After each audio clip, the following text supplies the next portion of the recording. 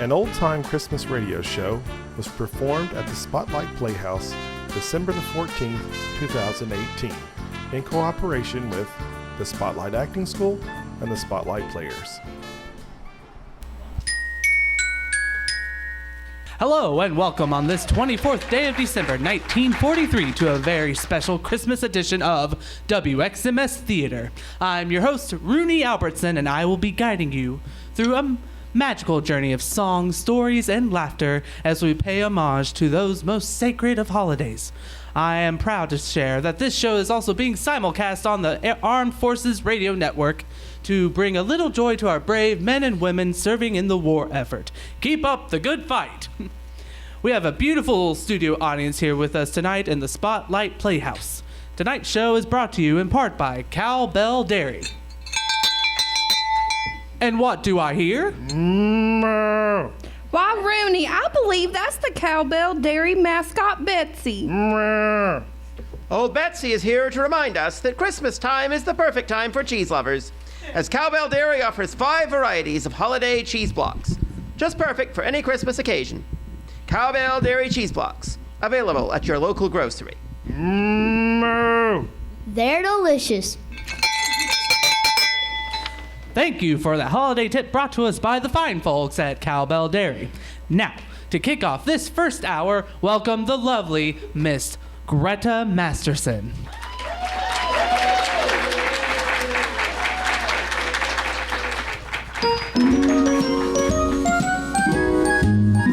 It's beginning to look a lot like Christmas everywhere you go. Take a look at the 5 and 10, glistening once again, with candy canes and silver lanes aglow. It's beginning to look a lot like Christmas, toys in every store. But the prettiest sight to see is the holly that will be on your own front door. A pair of hop-along boots and a pistol that shoots is the wish of Bonnie and Ben. Dolls that will talk and will go for a walk is the hope of Janice and Jen. And Mom and Dad can hardly wait for school to start again. It's beginning to look a lot like Christmas everywhere you go. There's a tree in the Grand Hotel, one in the park as well, the sturdy kind that doesn't mind the snow. It's beginning to look a lot like Christmas. Soon the bells will start, and the thing that will make them ring is the carol that you sing right within your heart, right within your heart.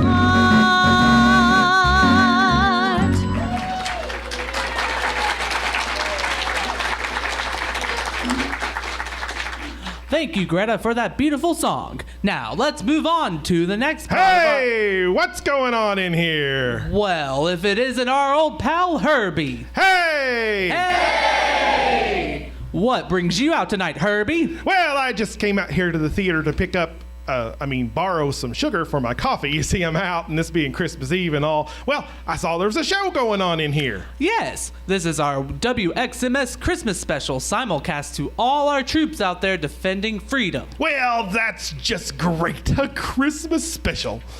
Christmas is a great time of year. Great songs, great food, great... Well, we really should be getting on with our show, Herbie. All righty, Rooney. What's next? We are going to tell a Christmas story. Oh, I love Christmas stories. What's after that? We'll have another song. Oh, I love Christmas songs. What's after that? Herbie, we really need to get back on track here, so why don't you just stay for the show? Great idea. I'll stay and be on the show. Where's my script? I meant watch the show, It's Herbie. all right, Rooney. I don't mind to help out. A Christmas story. Hey, I got one. One time we were having a big dinner at my granny's house. I was only about 7 or 8 years old, and we invited over the neighbors, Tommy Hall and his parents, along with Susie Quinton. I was struck on Susie something fierce, but Tommy would not stop talking to her. But luckily, a Christmas song helped me out. I hate to ask, but how did a Christmas song help you out, Herbie? Everyone sang Deck the Halls, so I did. Mr. and Mrs. Hall were not very happy. The whole family just glared at me, and I couldn't say why I did it, or Susie would know that I liked her. It was kind of awkward, like that moment when Santa Claus has the same wrapping paper as your parents. I understand now that that was a bad thing to do, and I usually try to be kind and compassionate to those around me during the holiday. That's good, Herbie, but I think you're a little old to be worried about being on the naughty list. Well, that's true, but you never know who will end up being my secret Santa here at WXMS. I didn't know you participated. Have you bought your gift to give yet? Oh, no. This holiday season, in lieu of gifts, I've decided to give everyone my opinion. Remember, Christmas, it isn't about how big the tree is or what's under it. It's about who's around it. That was our old friend Herbie, who will undoubtedly be back later. Now, we are going back to a Christmas Eve in the 19th century. O. Henry's story of love and sacrifice, The Gift of the Magi. Brought to you by Miss Letha's Like Homemade Biscuit Mix. What's for breakfast, Mom? Bacon, biscuits, and gravy. These biscuits are the best. Serve up the perfect biscuit every morning with Miss Letha's Biscuits. They're good and come pre-mixed in a convenient throwaway pouch. That's less mess with consistent biscuit success. You're a winner, Mom. And you can be too. With Miss Letha's Like Homemade Biscuit Mix. $1.87. That was all. And 60 cents of it was in pennies. Pennies saved 1 and 2 at a time. Della counted it for the third time. $1.83, $1.84, $1.85, $1.86, $1.87. It was still the same. And the next day would be Christmas. $1.87 with which to buy a present for Jim. Her Jim. There was clearly nothing to do but flop down on the shabby little couch and howl. So Della did it.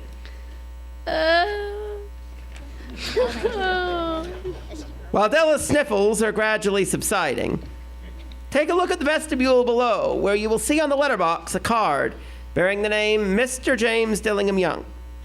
The Dillingham had been flung to the breeze during a former period of prosperity when its possessor was being paid $30 per week. Now, when the income was shrunk to $20, the letters of Dillingham looked blurred, as though they were thinking seriously of contracting to a modest and unassuming D. But whenever Mr. James Dillingham Young came home and reached his flat above, he was called Jim, and greatly hugged by Mrs. James Dillingham Young. That's Della. She has now finished her cry and is looking into the pier glass, attending to her cheeks with the powder rag. Suddenly, Oh! as she stands before the glass, she pulls down her hair and lets it fall to its full length. Now, there were 2 possessions of the James Dillingham Youngs in which they both took a mighty pride. One was Jim's gold watch that had been his father's and his grandfather's. The other was Della's hair, which now ripples about her, shining like a cascade of brown waters and reaching below her knee. Her eyes are brilliant, but her face has lost its color. Nervously and quickly, she does her hair up again, slips into her old brown jacket, puts on her old brown hat, and in the twinkling of an eye, she is halfway down the stairs and out on the street. Della has a determined, almost desperate look as she sights a sign reading, Madame Sofroni, hair goods of all kinds. She stops quickly, then opens the door, which leads to a flight of stairs. Della rushes panting up the stairs and plumb into the portly figure of Madame Sofroni. Will you buy my hair? I buy hair. Take your hat off. Let's have a sight at the looks of it. Down ripples the brown cascade. $20. All right, only quickly, please. In a few moments, the implacable Madame Sofroni and her scissors have done the job. And Della, minus her hair, but richer by $20, flees from the store into the street again. This time she's looking for a different store, a store in which to buy, not to sell. At last she finds herself in a department store, in the midst of a gay holiday throng. At the jewelry counter, as she longingly handles a platinum chain, she hesitantly asks, You did say $21, didn't you? That's right. Best deal in town. Yes, that's what I thought. Should I wrap it up? This is it. This is the present just made for Jim and no one else. There is no other like it in any of the stores. She knows, for she turned all of them inside out. It's a platinum fob chain, simple and chaste in design. Della has made her mind up. I'll take it. Fantastic. I'll box it up nicely. With the chain wrapped in a holiday box and clutched in her eager hand, Della finds herself again out on the street. Merry Christmas! Reasons for sale! Reasons for sale! But this time, she is in such a rosy glow, she hardly notices the other last-minute shoppers hurrying by, the street trio playing Christmas carols, the old gentleman who tries to sell her a holly wreath. It seems but seconds until she is back in the little furnished flat again. There's a sudden shock as the pier glass confronts her, this time accusingly. Now comes the moment of reckoning as she gazes with dismay at the short ends of her hair. The rosy glow gives way to prudence and reason. Out comes the curling iron, on with the gas jet, as she sets to work repairing the ravages made by generosity and love. In 40 minutes she finishes, with the last curl lying tiny and close to her head, making her look wonderfully like a truant schoolboy. But to Della, gazing critically at herself in the pier glass, the result is anything but wonderful. If Jim doesn't kill me first, he'll say I look like a Coney Island chorus girl. But no more time for reflections, physical or mental. It's nearly 7, and Jim is never late. She sits nervously, waiting for Jim. Now she hears his steps on the stair, way down on the first flight. She has a habit of saying silent little prayers about the simplest everyday things, and now she whispers, Please, God, make him not mind my hair so much. Make him think I'm still pretty. The door opens, and Jim steps in and closes it. He has a smile of welcome on his face as he glances around the room for Della, but the smile freezes on his lips as he suddenly sees her sitting on the corner of the table. An expression comes into his eyes, as immovable as a setter dog at the scent of quail. The expression terrifies Della, who is expecting anger, surprise, disapproval, or even horror, but not this look of... Della wriggles off the table and goes to him. Jim, darling, don't look at me that way. I had my hair cut off and sold because I couldn't have lived through Christmas without giving you a present. It'll grow out again. You won't mind, will you? I just had to do it. My hair grows awfully fast. Say Merry Christmas, Jim, and let's be happy. And wait till you see the beautiful gift I got for you. Della rattled on like that, but after she was all through, all Jim could ask laboriously was, You've cut off your hair? Della tried again, this time more patiently. Sold, I tell you. Sold and gone, too. And it went for you, Jim. Maybe the hairs of my head were numbered, but nobody could ever count my love for you. Now, shall we have supper? At last, Jim seemed to wake out of his trance. He enfolded Della in his arms, and then he carefully drew a package from his overcoat pocket and threw it on the table. Nimble fingers quickly tear open the string and paper, and then... Oh, Jim, they're beautiful. How did you know? They're what I've always wanted. No, my hair. Oh, Jim, how can I wear them? There they lay, the combs. The set Della had worshipped for so long in an exclusive shop window. Pure tortoiseshell with jeweled rims. Just the shade to wear in the beautiful and vanished hair. They were expensive combs, Della knew, and her heart had craved and yearned over them without the least hope of possession. And now Della hugs them to her and looks up at Jim with dim eyes and a smile. My hair grows so fast, Jim. Then Della puts the combs down carefully, lovingly, and even more radiantly prepares to show Jim his gift. She holds it out to him eagerly on outstretched palm. The dull, precious metal gleams and glows, entirely satisfied with its own value. Isn't it a beauty, Jim? You'll have to look at the time every 15 minutes now.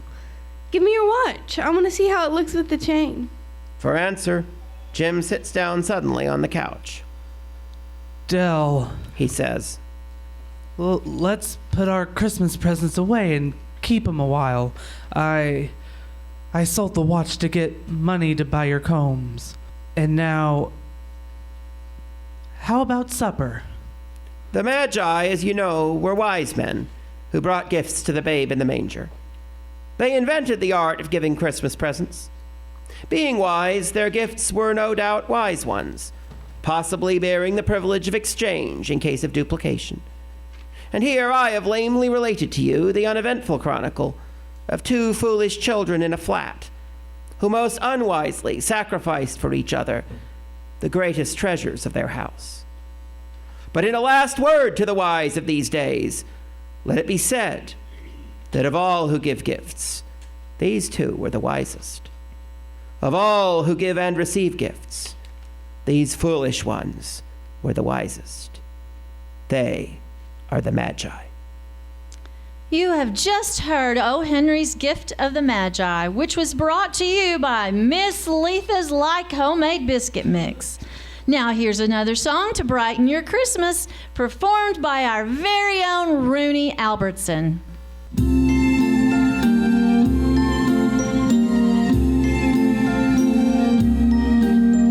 Silver bells, silver bells, it's Christmas time in the city. Ring-a-ling, hear them ring, soon it will be Christmas Day. City sidewalks, busy sidewalks, dressed in holiday style. In the air, there's a feeling of Christmas. Children laughing, people passing, meeting smile after smile.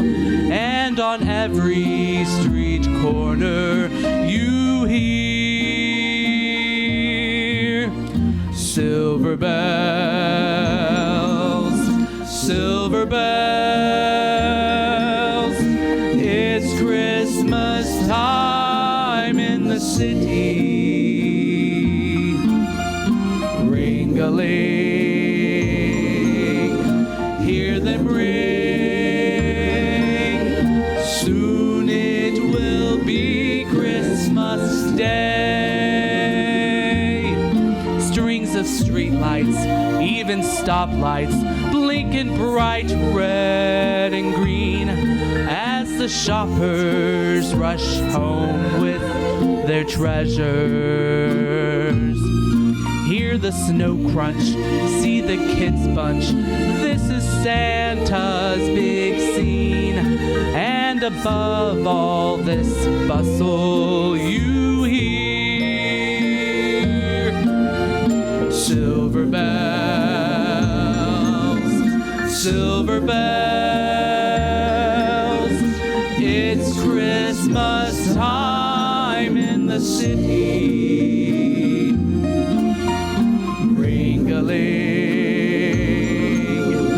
Hear them ring. Soon it will be Christmas Day. Silver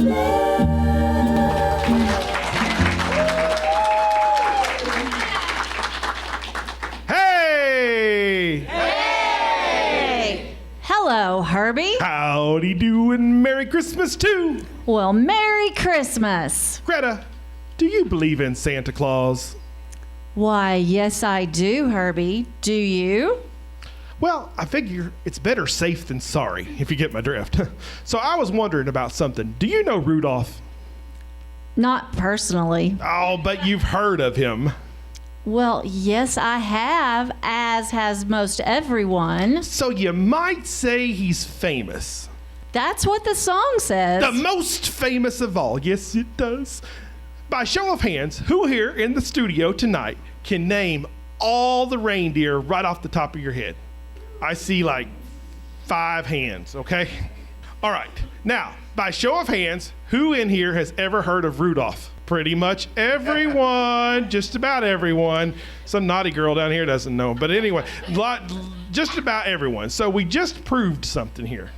Have you got a point to make with all this surveying? Yes, the song says, you know Dasher and Dancer and Prancer and Vixen, Comet and Cupid and Donner and Blitzen, which we just proved is not true.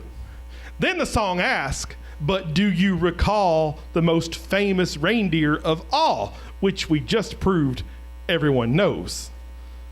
We'll just sing it. Help me out, Timmy.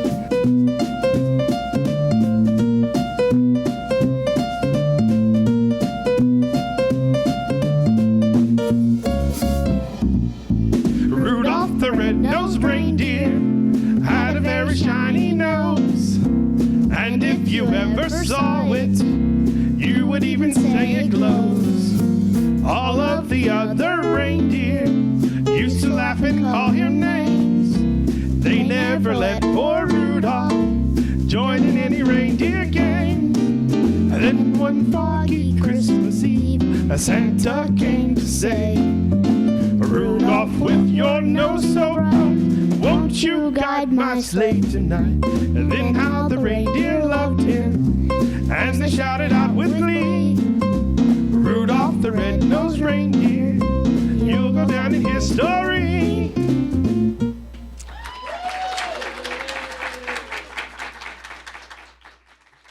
Well, thanks for clearing that up, Herbie, and for taking up time. I know, I'm just a thinker like that. You know, I like to think.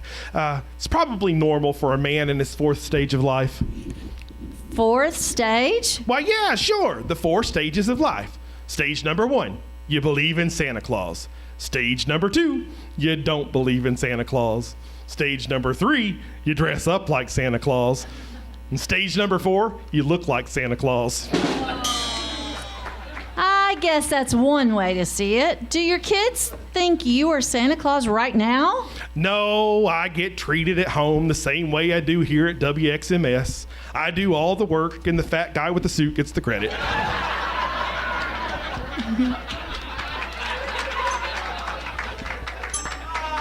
You better watch out, you better not cry, better not pout, I'm telling you why. Santa Claus is coming to town. He's making a list, checking it twice, gonna find out who's naughty and nice. Santa Claus is coming to town. He sees you when you're sleeping, he knows when you're awake. He knows if you've been bad or good, so be good for goodness sake. Oh, you better watch out, you better not cry, better not pout, I'm telling you why. Santa Claus is coming to town.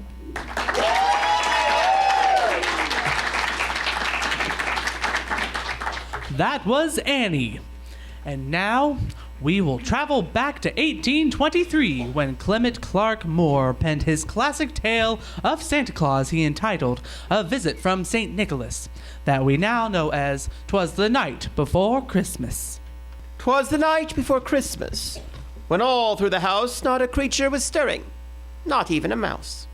The stockings were hung by the chimney with care, in hopes that St. Nicholas soon would be there. The children were nestled all snug in their beds, while visions of sugar plums danced in their heads. And Mamma in her kerchief and I in my cap had just settled our brains for a long winter's nap.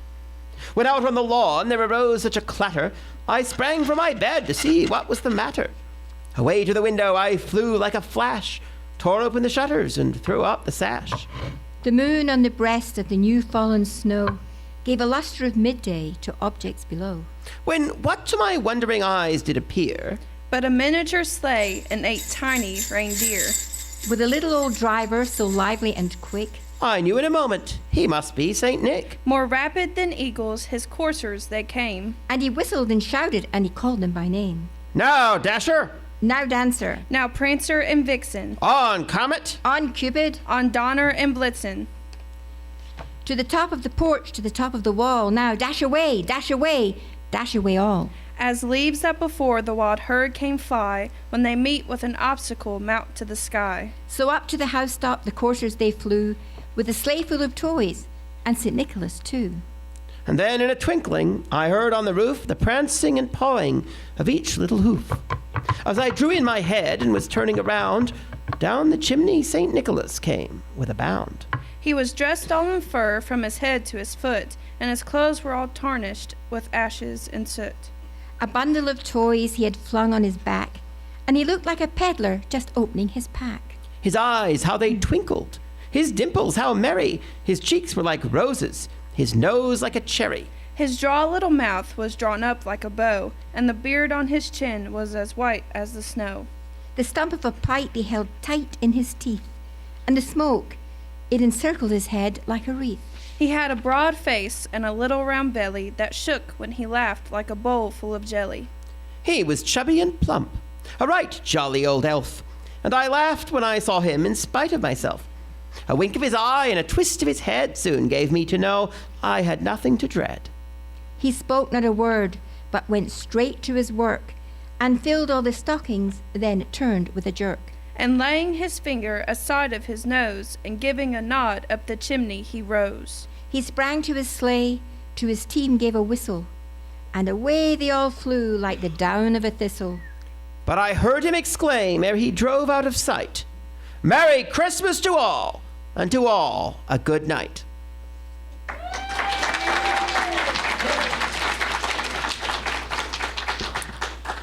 A Merry Christmas indeed, and what could make a Christmas day any merrier than a Pappy John smoked ham from Van Winkle Meats?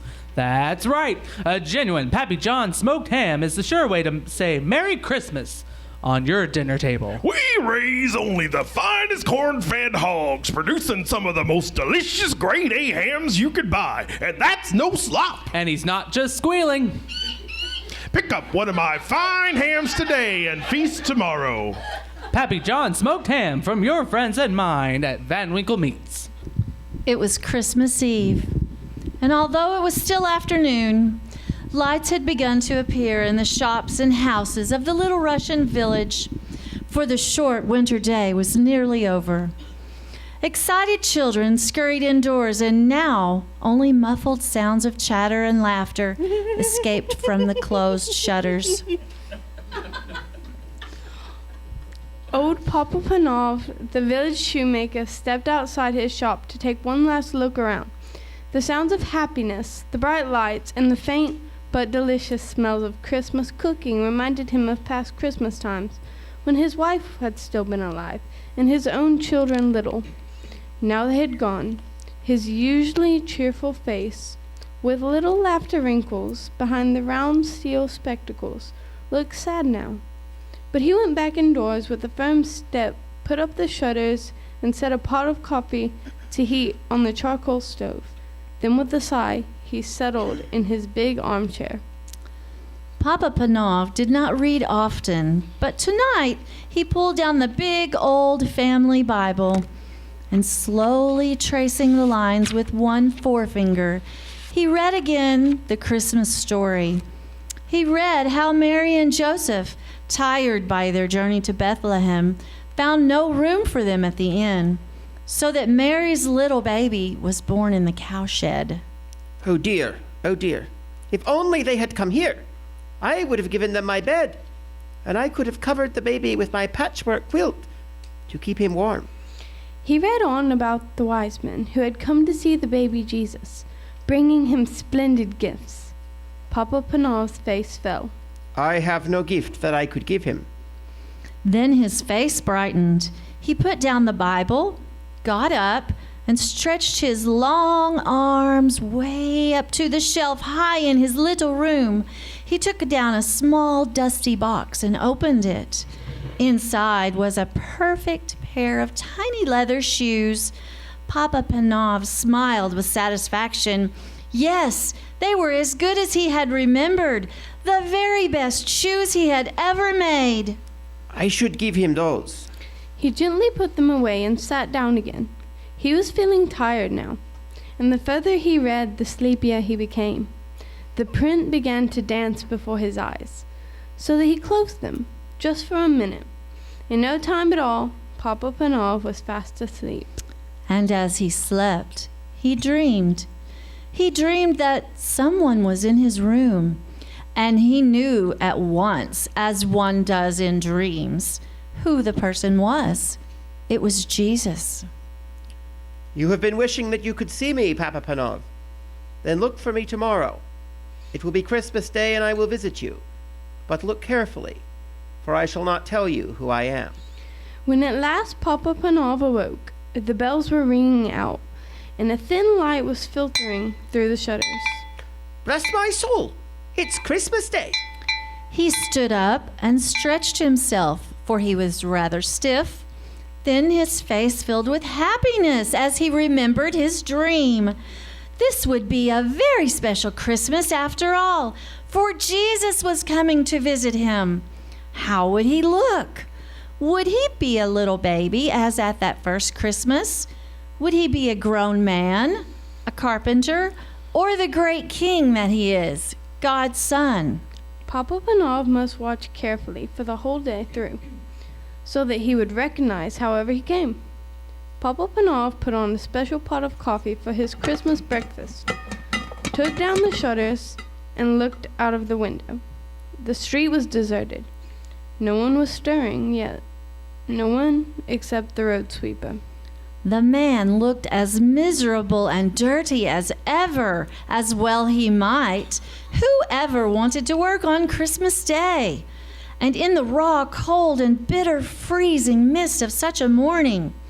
Papa Panov opened the shop door, letting in a thin stream of cold air. Come in and have some hot coffee to keep out the cold. The sweeper looked up, scarcely able to believe his ears. He was only too glad to put down his broom and come into a warm room. His old clothes steamed gently in the heat of the stove, and he clasped both red hands round the comforting warm mug as he drank. Papa Panov watched him with satisfaction, but every now and then his eyes strayed to the window. It would never do to miss his special visitor. Expecting someone? Oh, you might find it silly. No. You have shown me kindness, and I would never. I had a dream last night. I believe it was a vision from God. From God himself? Through his Son, our Redeemer. Jesus said he would visit me this very day. Well, I hope he comes. You've given me a bit of Christmas cheer I never expected to have. I'd say you deserve to have your dream come true. The sweeper smiled and had his cup back to Papa Panov and departed. When he had gone, Papa Panov put on cabbage soup for his dinner, then went out the door again, scanning the street. He saw no one, but he was mistaken. Someone was coming. The girl walked so slowly and quietly that it was a while before he noticed her. She looked very tired, and she was carrying something. As she drew nearer, he could see that it was a baby, wrapped in a thin shawl. There was such sadness in her face, and in the pinched little face of the baby, that Papa Panov's heart went out to them. Won't you come in? You both need to warm by the fire and a rest. The young mother let him shepherd her indoors and to the comfort of the armchair. She gave a big sigh of relief. Thank you. I'll warm some milk for the baby. I've had children of my own. I can feed her for you. He took the milk from the stove and carefully fed the baby from a spoon, warming her tiny feet by the stove at the same time. She needs shoes. I can't afford shoes. I've got no husband nor means to bring home money. I'm on my way to the next village to get work. A sudden thought flashed through Papa Panov's mind. He remembered those little shoes he had looked at last night, but he had been keeping those for Jesus. He looked again at the cold little feet and made up his mind. Try these on her. Papa Panov handed the baby and the shoes to the mother. The beautiful little shoes were a perfect fit. The girl smiled happily and the baby gurgled with pleasure. You've been so kind to us. May all your Christmas wishes come true. But Papa Panov was beginning to wonder if his very special Christmas wish would come true. Perhaps he had missed his visitor.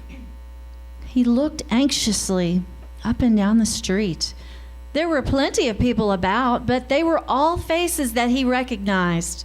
There were neighbors going to call on their families, and they all nodded and smiled and wished him a happy Christmas. There was a beggar, and Papa Panov hurried indoors to fetch her hot soup and a generous hunk of bread, hurrying out again so he wouldn't miss the important stranger. Please take this soup and bread. It is all I have to offer you this Christmas day, unless you would like to warm by my fire. Thank you. I'm trying to make it to the church to shelter tonight. I must keep moving. Merry Christmas, and thank you again. All too soon the winter dusk fell. When Papa Panov next went to the door and strained his eyes, he could no longer make out the passers-by. Most were home and indoors by now anyway. He walked slowly back into his room at last, put up the shutters, and sat down wearily in his armchair. So it had just been a dream after all. Jesus had not come. Then all at once he knew that he was no longer alone in the room. This was not a dream, for he was wide awake. At first, he seemed to see before his eyes the long stream of people who had come to him that day. He saw again the old road sweeper, the young mother and her baby, and the beggars he had fed. As they passed, each whispered, Didn't you see me, Papa Panov? Didn't you see me, Papa Panov? Didn't you see me, Papa Panov? Who are you? I was hungry, and you fed me.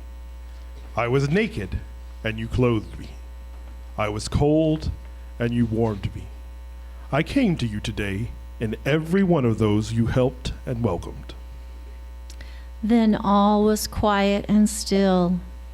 Only the sound of the big clock ticking could be heard. A great peace and happiness seemed to fill the room, overflowing Papa Panov's heart until he wanted to burst out singing and laughing and dancing with joy. So he did come, after all. God rest ye merry gentlemen, let nothing you dismay. Remember Christ our Savior was born on Christmas Day to save us all from Satan's power when we're gone astray. Oh, tidings of comfort and joy, comfort and joy. Oh, tidings of comfort and joy.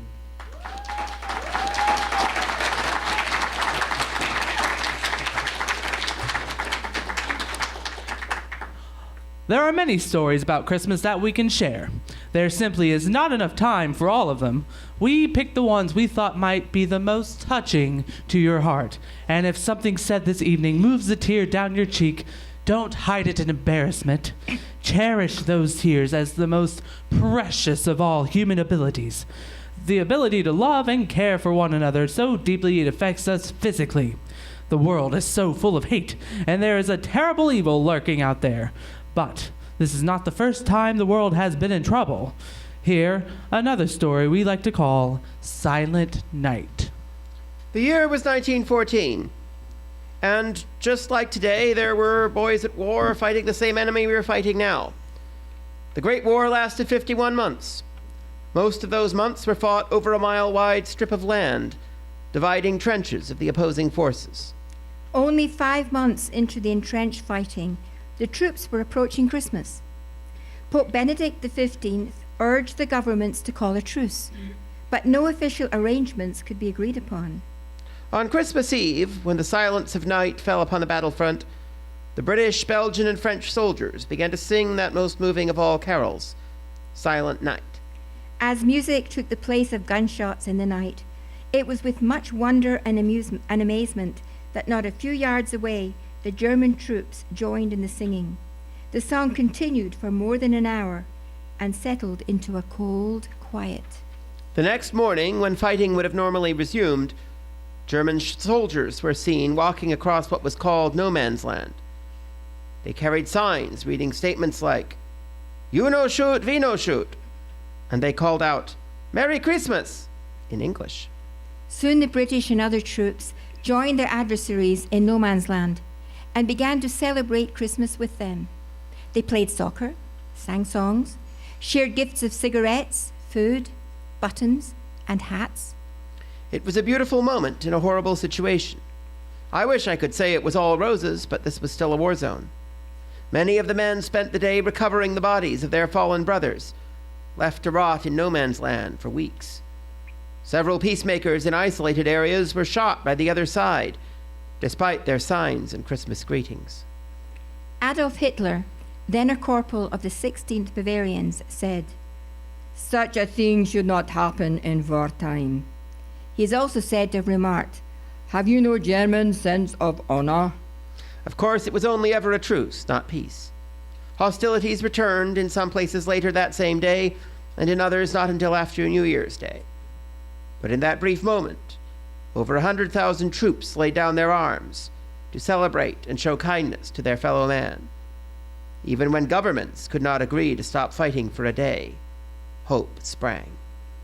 Now, we do not expect this event to ever happen again, nor would we ever ask our loved ones serving around the world right now to risk their lives in such a way for a moment of peace.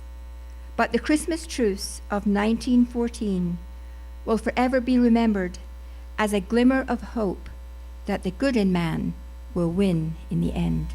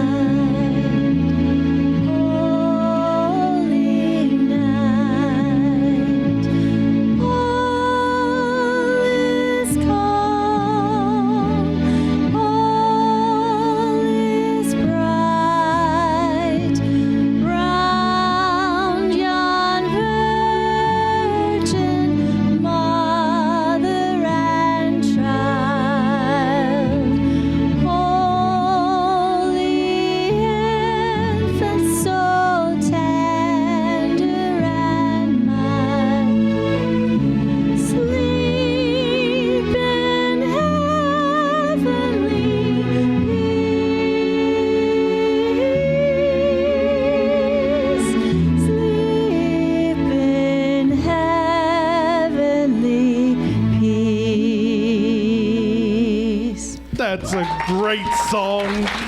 Thank you, Gretta. It sure is. Yeah, it was my mom's favorite song. It's a good choice. Did she ever tell you why she liked it? Nope. I always assumed it was because of her job. Well, now, I am slightly afraid to ask, but what was her job? A librarian. I can see why that might work for her. Did she like her job? Oh, she loved it. She won Librarian of the Year. That's great. Yep, you might say she had a storied career. Storied indeed. We really should be moving on, so this next portion of our show is brought to you by the good folks at Moss Woodworks. Hey, Dad, I want to build you a birdhouse for Christmas. That's great. We can just head down to the local hardware store for a Moss Woodworks birdhouse kit. Wow, look at all these options. That's right, son.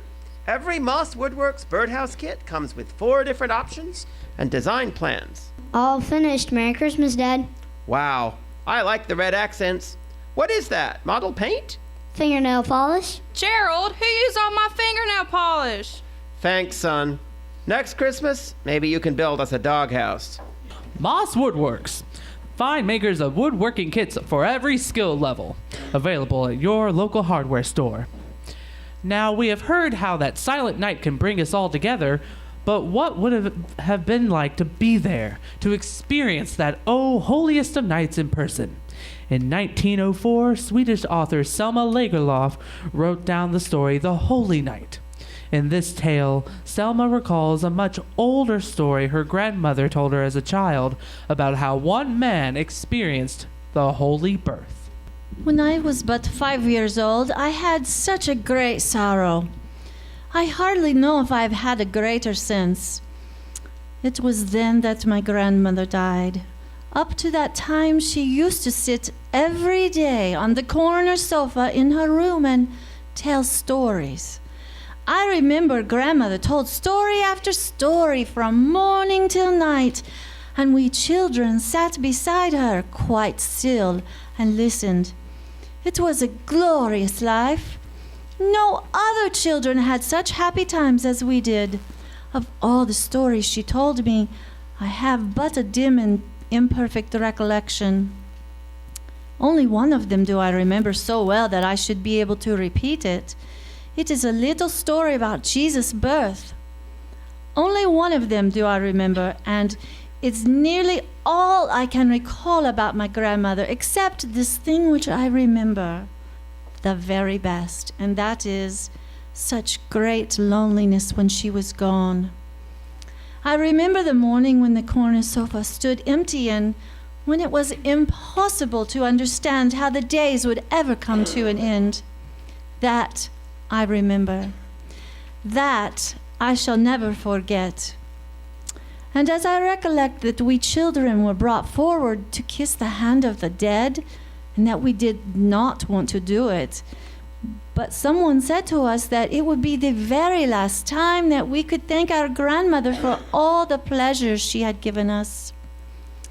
And I remember how the stories and the songs were driven from the homestead, shut up in a long black casket, and how they never came back again. I remember that something was gone from our lives. It seemed as if the door to a whole beautiful, enchanted world, where before we had been free to go in and out, had been closed. And now there was no one who knew how to open that door. It was a Christmas day, and all the folks had driven to church except grandmother and I. I believe we were all alone in the house. We had not been permitted to go along because one of us was too old and the other was too young. And we were sad, both of us, because we had not been taken to early mass to hear the singing and see the Christmas candles. But as we sat there in our loneliness, grandmother began to tell the story of a man who went out in the dark night to borrow live coals to kindle a fire. He went from hut to hut and knocked. Dear friends, help me. My wife has just given birth to a child, and I must make a fire to warm her and the little one. But it was way in the night, and all the people were asleep. No one replied. The man walked and walked. At last he saw the gleam of a fire a long way off. Then he went in that direction and saw that the fire was burning in the open. A lot of sheep were sleeping around the fire, and an old shepherd sat and watched over the flock. When the man who wanted to borrow fire came up to the sheep, he saw that 3 big dogs lay asleep at the shepherd's feet. All 3 awoke when the man approached and opened their great jaws as though they wanted to bark, but not a sound was heard. The man noticed that the hair on their backs stood up and that their sharp white teeth glistened in the firelight. They dashed toward him. He felt that one of them bit at his leg and one at his hand, and that one clung to his throat. But their jaws and their teeth wouldn't obey them, and the man didn't suffer the least harm. Now, the man wished to go further to get what he needed, but the sheep lay back to back and so close to one another that he couldn't pass them. Then he stepped on their backs and walked over them and up to the fire, and not one of the animals awoke or moved. When the man had almost reached the fire, the shepherd looked up. He was a surly old man who was unfriendly and harsh toward human beings. And when he saw the strange man coming, he seized the long spiked staff, which he always held in his hand when he tended his flock, and he threw it at him. Go away! The staff came right toward the man, but before it reached him, it turned off to one side and whizzed past him, far out in the meadow. Good man, help me and lend me a little fire. My wife has just given birth to a child, and I must make a fire to warm her and the little one. The shepherd would rather have said no, but when he pondered that the dogs couldn't hurt the man, the sheep had not run from him, and that the staff had not wished to strike him, he was a little afraid, and dared not deny the man that which he asked. Take as much as you need. The fire was nearly burnt out. There were no logs and branches left, only a big heap of live coals. And the stranger had neither spade nor shovel wherein he could carry the red-hot coals. When the shepherd saw this, he said again, Take as much as you need. Secretly, he was glad that the man wouldn't be able to take away any coals. Thank you, kind sir. The man stopped and picked coals from the ashes with his bare hands and laid them in his mantle. And he didn't burn his hands when he touched them, nor did the coals scorch his mantle. But he carried them away as if they had been nuts or apples. When the shepherd, who was such a cruel and hard-hearted man, saw all this, he began to wonder to himself, what kind of a night is this, when the dogs do not bite, the sheep are not scared, and the staff does not kill, or the fire scorch? What kind of a night is this? How does it happen that all things show you compassion? I cannot tell you if you yourself do not see it. He wished to go his way, that he might soon make a fire and warm his wife and child, but the shepherd did not wish to lose sight of the man before he had found out what all this might portend. He got up and followed the man till they came to the place where he lived. Then the shepherd saw that the man didn't have so much as a hut to dwell in, but that his wife and babe were lying in a mountain grotto, where there was nothing except the cold and naked stone walls. The shepherd thought that perhaps the poor innocent child might freeze to death there in the grotto, and although he was a hard man, he was touched, and thought he would like to help it. And he loosened the knapsack from his shoulder, took from it a soft white sheepskin, and gave it to the strange man. Take this sack, and let the child sleep on it. Just as soon as he showed that he too could be merciful, his eyes were opened, and he saw what he had not been able to see before, and heard what he could not have heard before. Glory to God in the highest, and on earth peace, goodwill toward men. He saw that all around him stood a ring of little silver-winged angels, and each held a stringed instrument, and all sang in loud tones that tonight the Saviour was born, who would redeem the world from its sins. The shepherd now understood how all things were so happy this night that he didn't want to do anything wrong. It was not only around the shepherd that were angels. He saw them everywhere. They sat inside the grotto, they sat outside in the mountain, and they flew under the heavens. They came marching in great companies, and as they passed, they paused and cast a glance at the child. Oh, there was such jubilation and such gladness and songs and play. And all this he saw in the dark night, whereas before he could not have made out anything. He was so happy because his eyes had been opened that he fell upon his knees and he thanked God. What the shepherd saw, we might also see. For the angels fly down from heaven every Christmas Eve, if we could only see them. My grandmother finished saying, you must remember this, for it is as true as that I see you and you see me. It is not revealed by the light of lamps or candles, and it does not depend upon sun and moon, but that which is needful is that we have such eyes as we can see God's glory. It came upon a midnight clear, that glorious song of old, from angels bending near the earth to touch their harps of gold. Peace on the earth, goodwill to men, from heaven's all gracious King. The world in solemn stillness lay to hear the angels sing.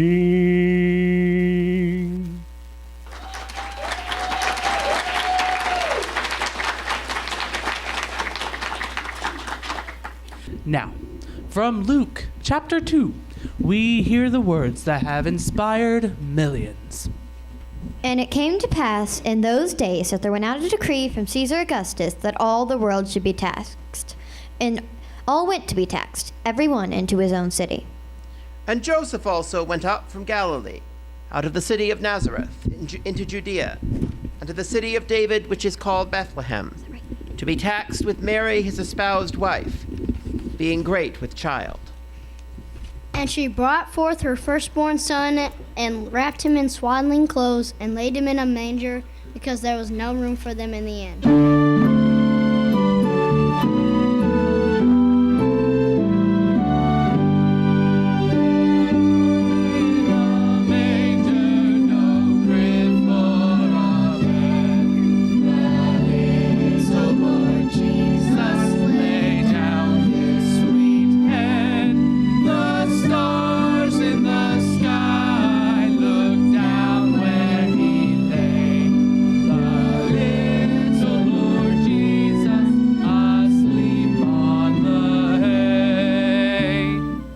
And there were in the same country shepherds abiding in the field, keeping watch over their flock by night. And lo, the angel of the Lord came upon them, and the glory of the Lord shone round them, and they were sore afraid. And the angel said unto them, Fear not, for behold, I bring you good tidings of great joy, which shall be to all people. For unto you is born this day in the city of David a Savior, which is Christ the Lord. And this shall be a sign unto you. You shall find the babe wrapped in swaddling clothes, lying in a manger. And suddenly there was with the angel a multitude of heavenly hosts praising God, and saying, Glory to God in the highest, and on earth peace, goodwill toward men. And they came with haste, and found Mary and Joseph, and the babe lying in a manger.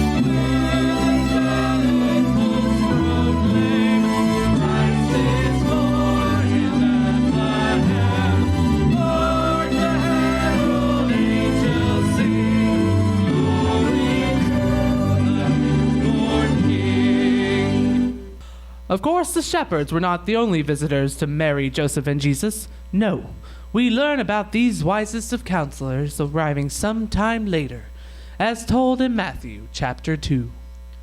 Now when Jesus was born in Bethlehem of Judea, in the days of Herod the king, behold, there came wise men from the east to Jerusalem, saying, Where is he that is born King of the Jews? For we have seen his star in the east, and are come to worship him. When Herod the king had heard these things, he was troubled, and all Jerusalem with him. Then Herod, when he had privily called the wise men, inquired of them diligently what time the star appeared. And he sent them to Bethlehem and said, Go and search diligently for the young child, and when ye have found him, bring me word again, that I may come and worship him also. When they had heard the king, they departed. And lo, the star which they saw in the east went before them, till it came and stood over where the young child was. When they saw the star, they rejoiced with exceeding great joy. And when they were come into the house, they saw the young child with Mary his mother, and fell down and worshipped him. And when they had opened their treasures, they presented unto him gold and frankincense and myrrh. And being warned of God in a dream that they should not return to Herod, they departed into their own country another way.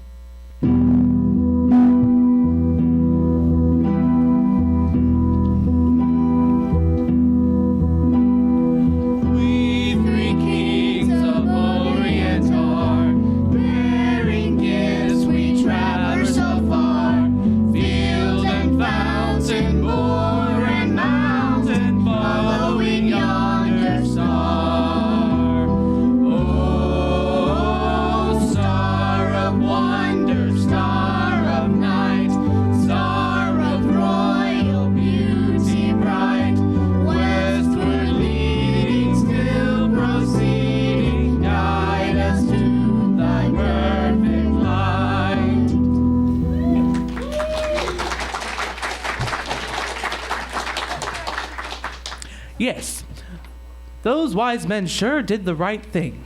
Their story has inspired countless creative retellings and songs throughout the ages. But one we would like to share with you is from the great American poet Henry Wadsworth Longfellow, who penned The Three Kings back in 1877. 3 kings came riding from far away, Melchior and Gaspar and Balthazar. 3 wise men out of the east were they, and they traveled by night, and they slept by day, for their guide was a beautiful, wonderful star. The star was so beautiful, large, and clear that all the other stars of the sky became a white mist in the atmosphere. And by this they knew that the coming was near of the prince foretold in the prophecy. 3 caskets they bore on their saddle bows, 3 caskets of gold with golden keys. Their robes were of crimson silk, with rows of bells and pomegranates and furbelows, their turbans like blossoming almond trees. And so the 3 kings rode into the west, through the dusk of the night, over hill and dell. And sometimes they nodded with beard on breast, and sometimes talked as they paused to rest with the people they met at some wayside well. Of the child that is born, Said Balthazar, good people, I pray you, tell us the news. For we in the east have seen his star, and have ridden fast and have ridden far, to find and worship the King of the Jews. And the people answered, You ask in vain. We know of no king but Herod the Great. They thought the wise men were men insane as they spurred their horses across the plain, like riders in haste who cannot wait. And when they came to Jerusalem, Herod the Great, who had heard this thing, sent for the wise men and questioned them and said, Go into Bethlehem and bring me tidings of this new king. So they rode away, and the star stood still, the only one in the grey of morn. Yes, it stopped. It stood still of its own free will right over Bethlehem on the hill, the city of David, where Christ was born. And the 3 kings rode through the gate and the guard, through the silent street, till their horses turned and neighed as they entered the great inn-yard. But the windows were closed, and the doors were barred, and only a light in the stable burned. and cradled there in the scented hay, and the air made sweet by the breath of kine, the little child in the manger lay, the child that would be king one day, of a kingdom not human but divine. His mother, Mary of Nazareth, sat watching beside his place of rest, watching the even flow of his breath, for the joy of life and the terror of death were mingled together in her breast. They laid their offerings at his feet. The gold was their tribute to a king. The frankincense, with its odor sweet, was for the priest, the paraclete. The myrrh for the body's burying. And the mother wondered and bowed her head, and sat as still as a statue of stone. Her heart was troubled, yet comforted, remembering what the angel had said of an endless reign and of David's throne. Then the kings rode out of the city gate, with a clatter of hooves in proud array. But they went not back to Herod the Great, for they knew his malice and feared his hate, and returned to their homes by another way. Hey! Hey! I just love hearing those stories that remind us for the reason of the season. And I bet those boys listening from far away will find some comfort in them. That's very kind of you, Herbie. Thanks, Rooney. You know who else is kind? Nope. but I bet you're going to tell us. Yes, I guess I am. I'm talking about the kind folks down at Jerome's Pizza Palace. Jerome created his original recipe pizza sauce while working at America's first pizzeria, the famous Lombardi's in New York. New York! Correct again. Now, you get that New York taste right here in the heartland with all the toppings you can imagine. Jerome's Pizza Palace for the slice of your life. A warm slice of pizza on a cold, snowy night. Now that's a good thought. I love snowy nights. Heck, I love snowy days. Makes me think about how the many wonderful things and great things you can do in the snow. Sleigh rides. Snowball fights. Make snow angels and eat snow cream. And build snowmen. You like snowmen? Yes, I do. I'm curious. How do you decorate your snowman, Herbie? Oh, pretty much the way everyone does. Top hat, scarf, coal. Which reminds me, what did one snowman say to the other snowman? I don't know, Herbie. Do you smell carrots? Is that so? Since you like snowmen so well, you will love this next story we have for you, Herbie. But before we continue, we need to thank another sponsor. What do you want for Christmas, Timmy? I want a Gilbert American Flyer electric train set. An electric train? That's right. The 3/16-inch scale model Gilbert American Flyer electric AC train set. The train and all the carriages are over 5 feet. From the trusted folks at the Gilbert Company, inventors of the Erector construction sets. Available at your local toy store.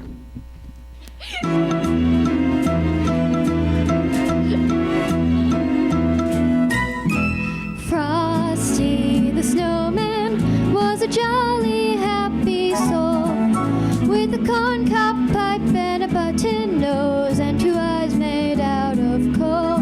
Oh, Frosty the snowman was a fairy tale, they say. He was made of snow, but the children know how he came It was to December life one day. 24th, around 2 o'clock in the afternoon, just hours before Christmas Eve. The city square, in fact, the entire town was alive with sights and sounds of Christmas, but no one was aware of the magical events that were about to happen on this special day. But away from the noise of town, just a few miles outside of town, the children were putting their finishing touches on their snowman. A very special snowman, as things turned out. Wow, look how cool those charcoals are for his eyes. And how about the red and green scarf I gave him? Yeah, but the corncob pipe and the buttonholes were my idea. You know, he needs a hat to make him a complete snowman. Let's go first class and put on this silk top hat I found in the closet. It looks like something a banker might wear. More like Abraham Lincoln. Well, that silk hat with the bright red holly berries and green leaves was just the thing. If ever there was a snowman who looked like Christmas, this was him. What should we call him? Snowy. Pretty good. How about Iceman? I know. Frosty. Yeah. Well, Christmas is a magical time, and magical things can and do sometimes happen. The children didn't notice at first, but something amazing was happening right now. You see, there must have been some magic in that old silk hat they found. Look! Our snowman is alive! Wow, I wonder if he can talk. Hey, kids! Can I join in the fun? Sure. Okay. Why not? I know. Why don't we pretend to have an old-fashioned sleigh ride? Jingle bells, jingle jingle all the way. Oh, what fun it is to ride in a one-horse open sleigh. Jingle bells, jingle all the way. Oh, what fun it is to ride in a one-horse open sleigh. The kids were amazed at the sight of a walking, talking, dancing, and singing snowman. Unfortunately, the friends' fun took them far from home, all the way, in fact, to Miss Krabby's house. that was near the town square. Now, Miss Krabby is not the friendliest sort. She doesn't like Christmas, or any holiday for that matter. Gosh, she doesn't even have a Christmas tree. I hate this holiday. My, just imagine Miss Krabby's reaction when she looked out her window and saw a singing, dancing snowman along with Jackson and Emily all dancing around and having Christmas fun.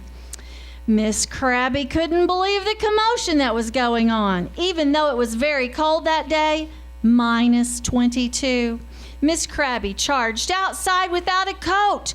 She was pretty angry. Stop it. Stop it! Stop it! Quit that racket right now. I just won't tolerate any noisy nonsense. No yelling, no laughing, no playing, no nothing. I don't even want to hear breathing from any of you. You hear me? Yes, ma'am, but... Aha. No talking. Now then, this is my property, and I want all of you kids and that person dressed up like a snowman in a snowman suit to get off my land right now, this instant. Pronto! And you're going to do it quietly. I don't want to hear anything but silence, and I don't even want to hear that. Are we perfectly clear? Don't answer. If I may say one thing, ma'am, we truly apologize for playing in your yard and disturbing you.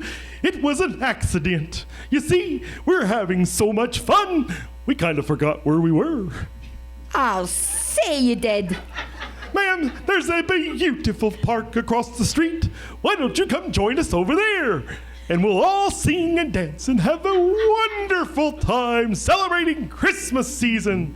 What do you think? I think you've been inside that snowman suit too long. Now, get off my property! The kids were so sad. How could anyone be so mean? Don't be upset. Let's sing a Christmas song and cheer ourselves up. Sure, Frosty. Yeah, that sounds good. Deck the halls with boughs of holly, fa la la la la la la la. 'Tis the season to be jolly, la la la la la la la la.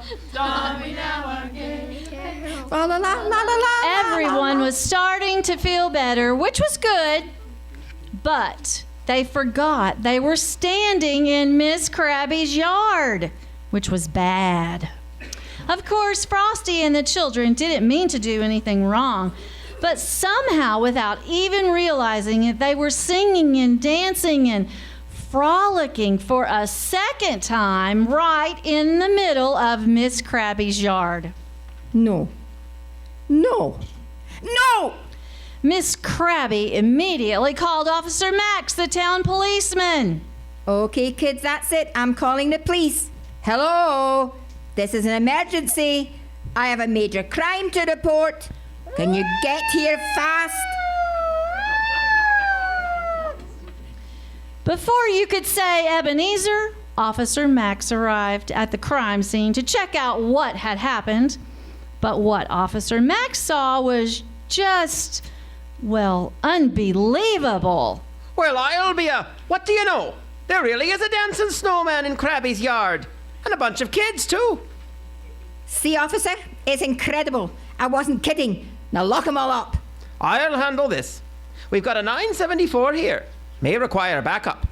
There is some sort of creature that I cannot identify, except it looks like a snowman. Over and out. Hello, officer. Would you like to join our party? I would not. And stop that merriment. My name is Officer Max. This is private property you are on, and you are all trespassing. You have broken the law. We didn't mean to do any harm. We were having such a good time. Yeah, we just didn't know that we had ended up in someone's yard. We really are sorry. We were just trying to enjoy the holiday season by singing and dancing and having fun. Not on my property, you don't. All right, kids. Head on home now. Not you, Snowboy. You're not getting off so easily. Officer Max, I want you to take this one in. A price has to be paid, and this criminal has to pay. But you can't. Hey, Officer Max, you like Frosty, don't you? You kids just go on home now. I'll get to the bottom of this. And don't you worry. I'll take good care of your friend here. Come on, Frosty. Gee, Officer Max, it's a pleasure to make your acquaintance. This is going to be a terrific adventure. Riding in a squad car with a siren and everything. Thank you so much. Of course, both Emily and Jackson were wondering what would happen to their new best friend, Frosty the Snowman. Well, in no time at all, Officer Max and Frosty arrived at the jailhouse. It was located in the center of town. You have the right to remain silent. You have the right to an attorney. Anything you say can and will be used against you in a court of law. I don't really feel like being quiet right now. I want to enjoy Christmas and sing songs. I don't know what an attorney is, but it sounds like something to eat. That sounds yummy. I'm not against anything, and I sure hope no one's against me. By the way, thanks for the tour. The ride and the scenery were so beautiful. Oh, what a wonderful Christmas. You're okay, Mr. Snowman. Oh, look at the time. Listen, it's Christmas Eve and it's almost 6 p.m. I need to get home to my wife and kids. I feel awful about leaving you here in jail, but the law is the law. Oh, don't worry about me. I'll be just fine. If there are any emergencies, I'll be down here in a jiffy. In the meantime, Merry Christmas to you. Thinking it would help Frosty, Officer Max left the heater and the wood-burning stove on high. Within a few minutes, Frosty broke out in a sweat.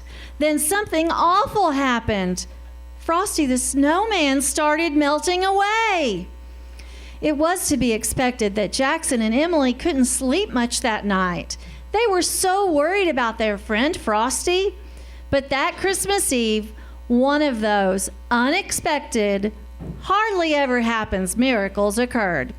As the children peered out of their windows, they began to wish for snow. Snowflakes began to fall, first ever so lightly, then harder, until a raging storm descended on the town. Snow began to fall right into the police station through an open window and a small crack in the ceiling. It even came down the chimney.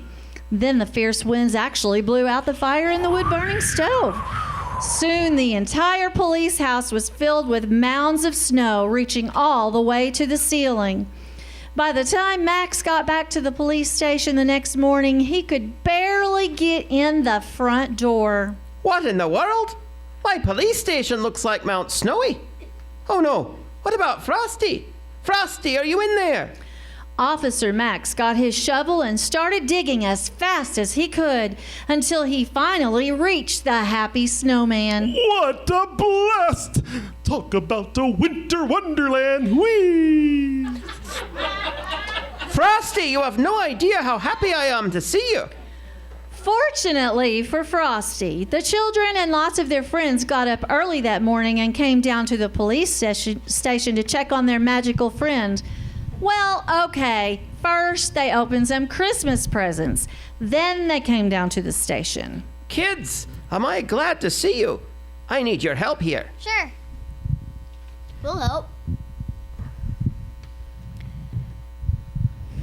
Frosty the Snowman was a jolly happy soul with a corncob pipe and a button nose and 2 eyes made The kids out of all coal. helped fix Frosty by adding a little snow here and a little snow there, and in no time at all, Frosty was his old dancing and singing self again. But right in the middle of all the fun... What nonsense is this? I thought that snowman was locked up tight, Officer Max. I will speak with you this instant. Miss Krabby, I can explain. I responded to a 974. That's an emergency. At 1400 hours. That's the time of day. And found the incarceration facility, that's the jail, undergoing a 6565. That's a burial by snow. I determined that prisoner 579, that's Frosty the Snowman, must be released for his own safety ASAP. That's right away. But what about all that racket? I'd explain that as a 237. What on earth is a 237? Some good clean holiday fun. By the way, I notice you're tapping your feet there, Miss Krabby. Oh, nonsense.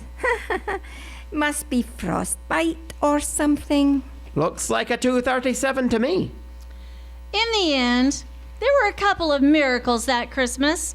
Frosty was saved by the magical power of a children's song, and a cranky old woman by the name of Miss Krabby caught just the tiniest bit of the spirit of Christmas.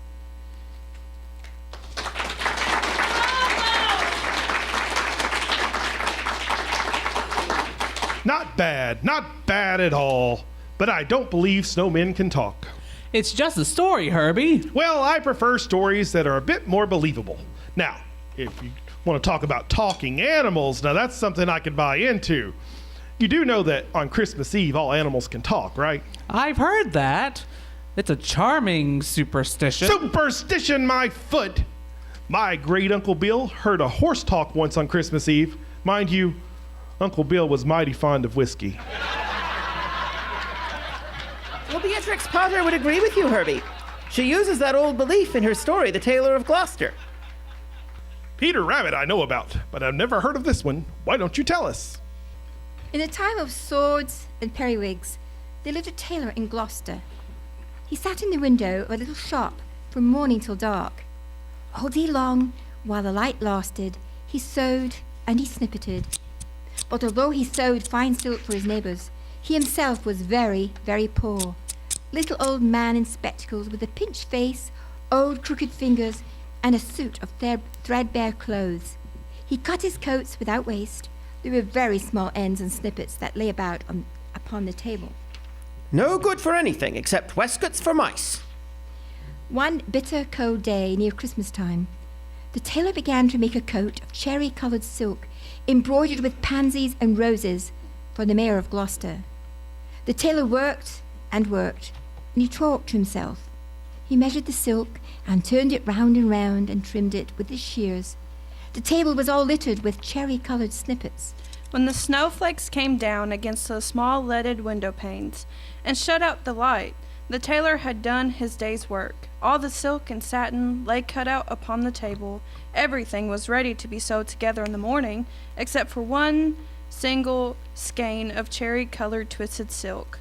The tailor came out of his shop at dark. He fastened the window and locked the door, and took away the key. No one lived there at night but little brown mice, and they ran in and out without any keys. For behind the wooden walls of all the old houses in Gloucester, there are little mouse staircases and secret trap doors, and the mice can run all over the town without going into the streets. The tailor came out of his shop and shuffled home through the snow. He lived alone with his cat. It was called Simpkin. Simpkin was also fond of mice, though he gave them no satin for coats. Meow. Simpkin, we shall make our fortune, but I am warned we're ravelling. Take our last fourpence, and buy a pen'orth of bread, a pen'orth of milk, and a pen'orth of sausages. And oh, Simpkin, with the last penny, buy me 1 pen'orth of cherry-coloured silk. But do not lose the last penny of the fourpence, Simpkin, or I am undone and worn to a thread paper, for I have no more twist. Meow. Simpkin took the fourpence and went out into the dark. The tailor was very tired and beginning to ill.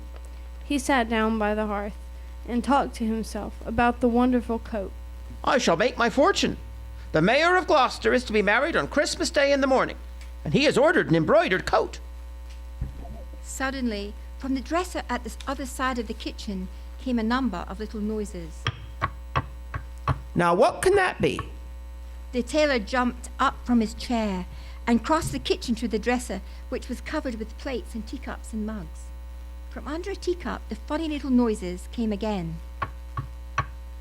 This is very peculiar. The tailor of Gloucester lifted up the teacup, which was upside down. Out stepped a little lady mouse and made a curtsy to the tailor. Then all at once, from under other cups and plates and mugs, came a chorus of little tappings, all sounding together. The tailor lifted up the cups and plates and mugs, and more little mice hopped out and away down off the dresser. The tailor sat down close over the fire, lamenting. 21 silk buttonholes to be finished by noon on Saturday, and this is Tuesday evening. Was it right to let loose those mice, undoubtedly the property of Simpkin? Alack, I am undone, for I have no more twist. The little mice came out again and listened to the tailor. They took notice of the pattern of that wonderful coat. There's a taffeta lining. And little tippets for us. Let's go and see. And all the mice ran away together down the passage from house to house, and not one mouse was left in the tailor's kitchen when Simpkin came back with the milk. Simpkin bounced in like a cat that is vexed, for he hated the snow. And there was snow in his ears and snow in his collar at the back of his neck. He put down the bread and the sausages on the dresser and sniffed. Simpkin, where is my twist? But Simpkin set the milk down on the dresser and looked suspiciously at the teacups. He wanted his supper of little fat mouse. Simpkin, where is my twist? But Simpkin hid a little parcel in the teapot and spit and grumbled at the tailor. And if he had been able to talk, he would have said, Where is my mouse? Alack, I am undone, said the tailor of Gloucester, and went sadly to bed. All that night long, Simpkin hunted through the kitchen, but he never found a mouse. Whenever the tailor muttered and talked in his sleep, Simpkin made strange, horrid noises, as cats do at night. For the poor old tailor was very ill with a fever, tossing and turning in his four-poster bed, and still in his dreams he mumbled, No more twist, no more twist. All that day he was ill, and the next, and then it was Christmas Eve, and very late at night. There were no lights in the windows, nor any sound in the houses. All of the city of Gloucester was fast asleep under the snow. But it is in the old story that all the beasts can talk. In the night between Christmas Eve and Christmas Day in the morning, though very few can hear them or understand what they say. When the cathedral clock struck 12, Simpkin came out of the tailor's house and wandered about in the snow. From all the roofs and gables and old wooden houses in Gloucester came 1,000 merry voices singing the old Christmas rhymes, all the ones that ever I heard of, and some that I don't know. And now in a garret there were lights and sounds of dancing, and cats came from over the way. Hey diddle diddle, the cat and the fiddle. Every cat in Gloucester except me. It was all rather provoking to poor hungry Simpkin. From the tailor's shop came a glow of light, and when Simpkin crept up to peep in at the window, it was full of candles. There was a snippeting of scissors, a snappeting of thread, and the little mouse voices sang loudly. Rest ye merry rats and mice, let nothing you dismay. The fair's Noel, the angels did say, was to certain poor rodents in fields where they lay. None of the songs pleased Simpkin. Meow, scratch, scratch. The little mice inside sprang to their feet and began to shout at once in little twittering voices. No more twist! No more twist! And they barred up the window shutters and shut out Simpkin. Simpkin came away from the shop and went home, considering in his mind. He found the poor old tailor without fever, sleeping peacefully. Then Simpkin went on tiptoe and took a little parcel of silk out of the teapot. When the tailor awoke in the morning, the first thing he saw was skein of cherry-colored twisted silk on the quilt, and beside his bed stood the repentant Simpkin. Alack, I am worn to a ravelling, but I have my twist. The sun was shining on the snow when the tailor got up and dressed and came out into the street. Alack, I have my twist, but only enough strength and time to make one single buttonhole. For this is Christmas Day in the morning. The mayor of Gloucester shall be married by noon. And where is his cherry-colored coat? He unlocked the door of the little shop, and Simpkin ran in. But there was no one there, not even one little brown mouse. But upon the table, oh joy, there lay the most beautiful coat that ever was worn by a mayor of Gloucester. There were red roses and pansies on the facing of the coat. Everything was finished, except just one single buttonhole, and there was pinned a scrap of paper with these words in teeny little writing, saying, "No more twist." And from then began the luck of the tailor of Gloucester. He grew quite stout, and he grew quite rich. He made the most wonderful coats and waistcoats, but his buttonholes were the greatest triumph of all. The stitches of these buttonholes were so small that they looked as if they had been made by little mice.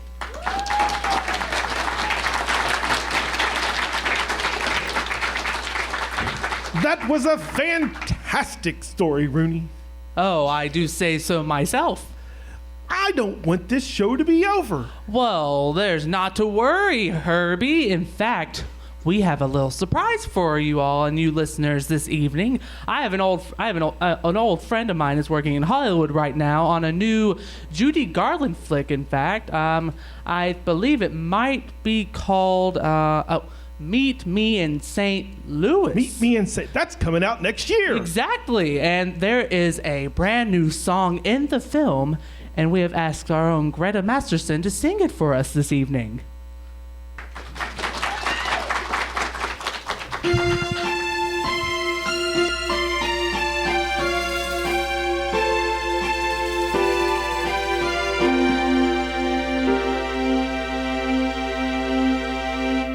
Have yourself a merry little Christmas. Let your heart be light. And from now on, our troubles will be out of sight.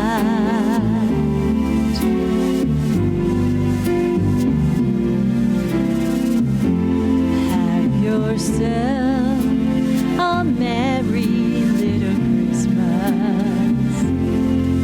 Make the Yuletide gay. And from now on, our troubles will be miles away.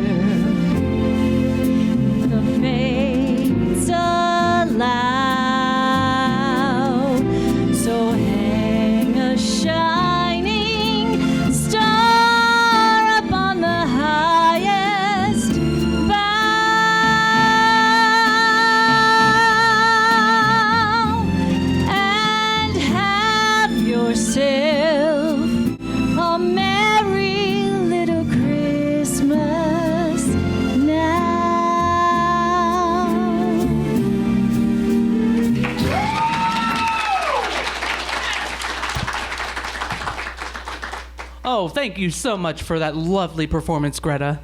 And now a poem read by our own Annie. Christmas Eve and 12 of the clock, now they are all on their knees, an elder said as we sat in the flock. By the embers in the hearthside ease, we pictured the meek mild creatures where they dwelt in their strawy pen.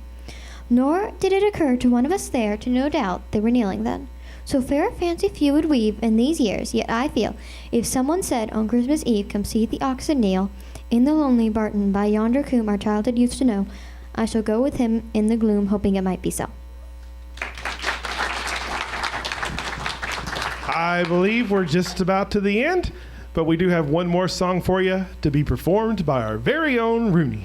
Oh, yes, Herbie. And what better way to end our very special Christmas edition of WXMS Theater than with none other, the Christmas song.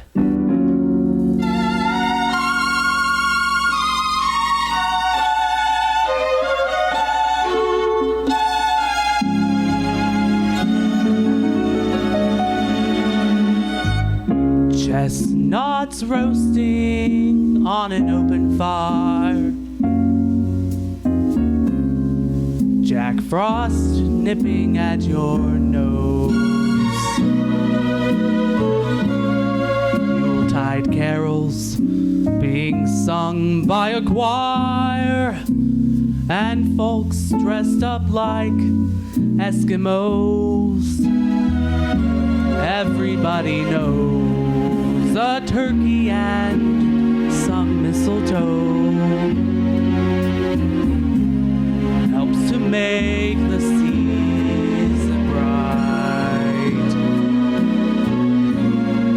Tiny tots with their eyes all aglow will find it hard to sleep tonight. They know that Santa's on his way. He's loaded lots of toys and goodies on his sleigh. And every mother's child will try to spy to see if reindeer really know how to fly. And so I'm offering this simple phrase to kids from 1 to 92. Although it's been said many times, many ways, Merry Christmas to you.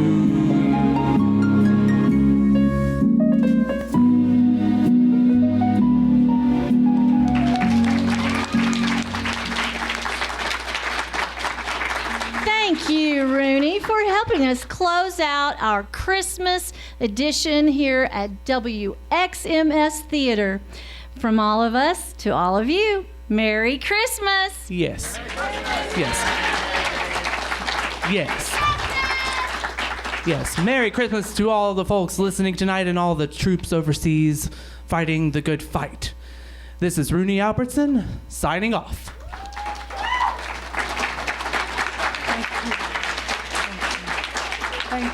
Thank you all so much for coming. An old-time Christmas radio show was performed at the Spotlight Playhouse December the 14th, 2018, in cooperation with the Spotlight Acting School and the Spotlight Players.